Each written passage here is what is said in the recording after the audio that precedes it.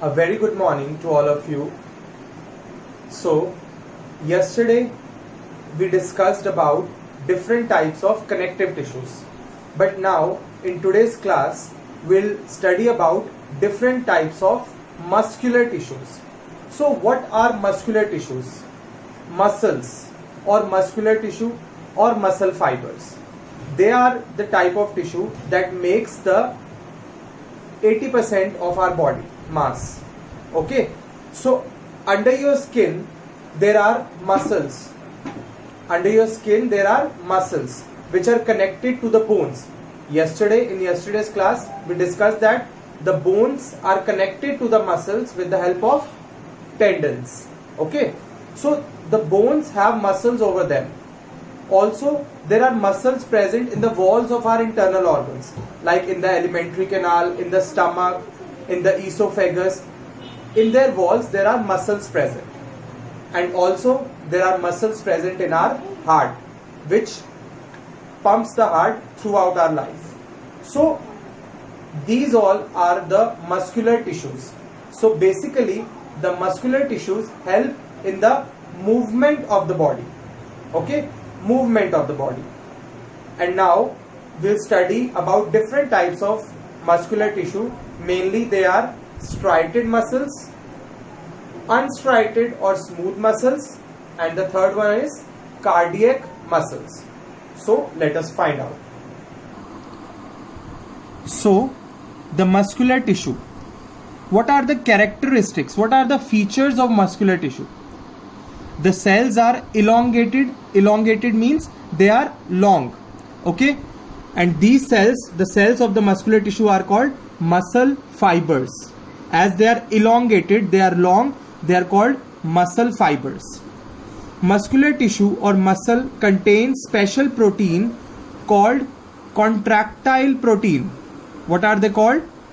Contractile protein, which contract and relax to cause movement.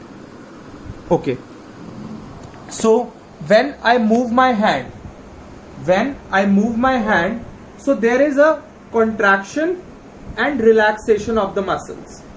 Okay, there is contraction and relaxation of the muscles, and this contraction and relaxation is due to the presence of proteins called contractile proteins. Got it?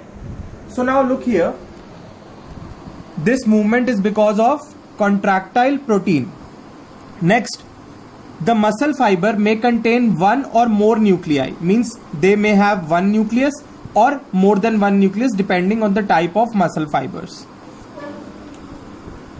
Next is, there are some muscles that function with the will or wish of the organisms, means there are some muscles which are under the control of the animal, means if we want to move them, they move. They do not function without our wish. So those muscles are called voluntary muscles. See here, if I move my hand or I move my neck, so these muscles are under my control, means when I move them, they move that time only. So these muscles are called voluntary muscles. They are under my control, under the control of the organisms. Okay, so now look at here, there are some muscles that function without the wish or will of the organisms. They are called involuntary muscles. Involuntary means they are not under our control. They are not under our control. That muscle fibers are called involuntary muscles. For example, if I talk about the muscles of my alimentary canal, which are in the lining of my stomach, inside the lining of my stomach, so those muscles are involuntary because they are functioning without my will. They are not in my control.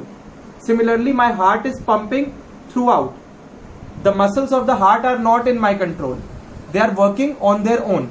So those muscles which are not in our control are called involuntary muscles. Got it? So they are called involuntary muscles.